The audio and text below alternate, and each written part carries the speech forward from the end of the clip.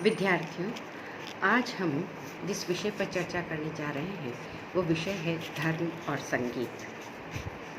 धर्म क्या है और संगीत क्या है, इसे जानने से पहले हमें संगीत और धर्म के अंतः संबंध को थोड़ा बहुत जान लेना चाहिए। वस्तुतः संगीत और धर्म एक दूसरे पे अन्योन्याश्रित रूप से आश्रित हैं। आप विश्व का इतिहास उठा के देख लीजिए। विश्व का इतिहास इस बात का साक्षी है कि प्राचीन संगीत, चाहे वो किसी भी देश का हो, उसका उत्स धर्म से ही हुआ है। चाहे वो गिरजाघर की सायंकालीन प्रार्थना सभाएं हों, चाहे हिंदू धर्म की सायंकालीन आरती हो, अथवा मुस्लिम्स में पढ़े जाने वाले मरसिए और कव्वाली हो, या सायंकालीन और प्रातःकालीन अजान हो। इन सभी में संगीत के द्वारा ही उस आध्यात्मिक अनुभूति को जन समुदाय प्राप्त करता है, जो कि उसका अभिष्ट लक्ष्य रहता है। इसीलिए संगीत और धर्म दोनों ही आपस में परस्पर बहुत घनिष्ठ रूप से जुड़े हुए हैं। हम अगर देखें तो हमारी जो प्राचीन सभ्यताएं हैं, यहाँ तक कि सुमेरु और बेबीलोनिया के अवशेषों से भी ये स्पष्ट होता है कि धर्म और संगीत आज नहीं, बहुत पुरातन काल से ही आपस में बहुत घनिष्ठ रूप से संबंधित रहे हुए हैं। वस्तुतः अगर ये कहा जाए धर्म संगीत का आभूषण है और संगीत धर्म का साधन अथवा माध्यम है, तो कोई अतिशयोक्ति नहीं होगी। संगीत रूपी वृक्ष जो है वो धर्म को चिंतन धारा से सिंचित करके अलौकिक आनंद की सृष्टि करता है। इसीलिए कहा गया है संगीत एक देवी शक्ति है जो मन की चंचल चित्त वृत्ति का निरोध करके अलौकिक आनंद को प्रदान करता है, और इसीलिए संगीत धार्मिक साधना का अभिन्न साधन शुरू से रहा है। आहड़ की जो सभ्यता है, जिसे कि सिंधु घाटी सभ्यता के समकालीन माना जाता है, जो कि बहुत अति प्राचीन सभ्यता मानी जाती है, उसके अवशेषों से भी कई ऐसे चिन्ह मिले हैं, जैसे नृत्य करती हुई मृण्मयी मूर्ति का शिवलिंग के समक्ष बैठना, डमरू की आकृति के चित्र, ये सभी अवशेष इस बात के साक्षी हैं कि संगीत और धर्म आज से नहीं वरन पुरातन काल से ही अन्योन्याश्रित रूप से एक दूसरे से जुड़े हुए रहे हैं।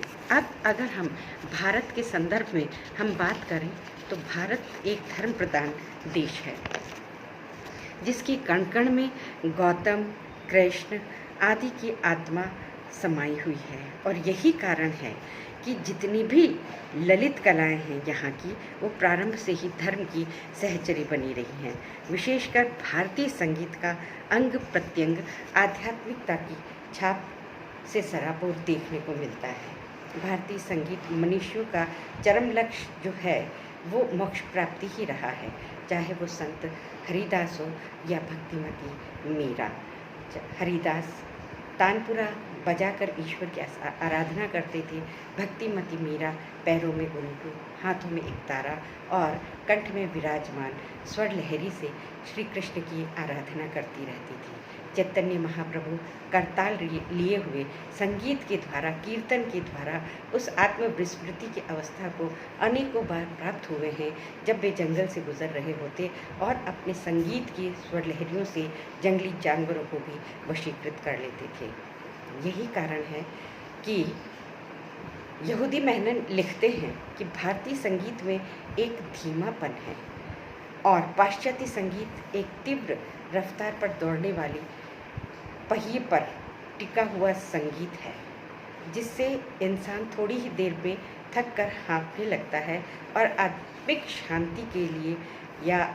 शांति की तलाश के लिए भारतीय संगीत और योग का अवगाहन करने के लिए आतुर हो जाता है।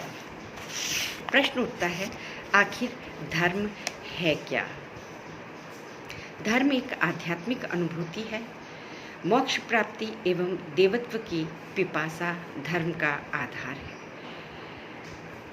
जिसे इस्लामी धर्म में कहा है, दौलत मिली है इश्क की, अब और क्या मिले, वह चीज़ मिल गई है जिससे खुदा मिले। यानी धर्म एक साधना है जो कि आत्मा और परमात्मा को निकटता प्रदान करने का एक साधन है। भारतीय संदर्भ में हमारे शास्त्रों में संगीत को धर्म की पृष्ठभूमि पर शुरू से ही आबद्ध करके महसूस किया गया है। यही कारण है कि विश्व के संगीत में भारतीय संगीत की पवित्रता अपने आप में अनूठी ही है। कहा गया है, वीणा वादन तत्वज्ञ श्रुति जाति विशारद तालज्ञश्च प्रयासेन मोक्ष मार्ग निगच्छति। अर्थात वीणा वादन के तत्व को जानने वाला, श्रुति और जाति में विशारद, ताल का ज्ञाता बिना किसी प्रयास के ही मोक्ष को प्राप्त कर लेता है। अब प्रश्न उठता है, संगीत एक कला है और कला को कर्म की कुशलता कहा गया है। कर्म की कुशलता ही कला है और संगीत इस दृष्टि से अगर देखा जाए तो हम कह सकते हैं कि गीत, वाद्य और नृत्य की जो त्रिवेणी है वो जिस अलौकिक आनंद की सृष्टि करती है वो संगीत का अंतिम लक्ष्य होता है। संगीत इस दृष्टि से सर्वाधिक शक्तिशाली और सशक्त माध्यम है। संगीत का भारतीय परिप्रेक्ष्य में धर्म के साथ पौराणिक काल में क्या संबंध रहा है, वैदिक काल में क्या संबंध रहा है, मध्यकाल में क्या संबंध रहा है और आधुनिक काल में क्या संबंध रहा है, इसकी चर्चा हम कल इसी के दूसरे भाग धर्म और संगीत के अंतर्गत करेंगे।